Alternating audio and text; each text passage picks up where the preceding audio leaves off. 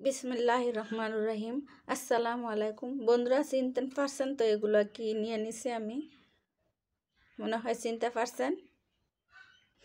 এদিকে আমি বানাবো পাকোড়া, আপনারা দেখতে থাকেন, আমার সাথে থাকেন।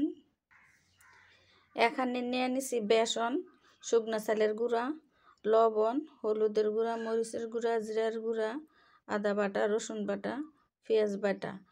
এটা আমি সব দিয়ে একসাথে মিক্স করে নেব বন্ধুরা। পানি দিয়ে দিলাম।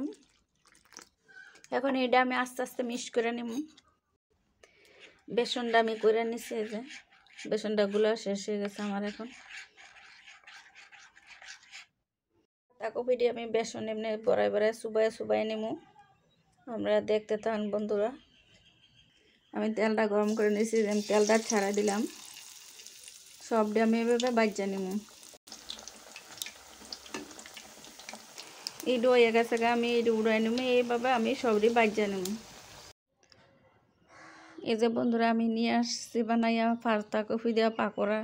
একদম মশমশা হয়েছে, এই যে আপনারা দেখতে পাচ্ছেন, একদম মশমশা। বন্ধুরা যদি ভালো লাগে আমার চ্যানেলটা ফলো করে দিন, লাইক শেয়ার কমেন্ট করে বলে, নতুন বন্ধুরা সাবস্ক্রাইব করে দিন।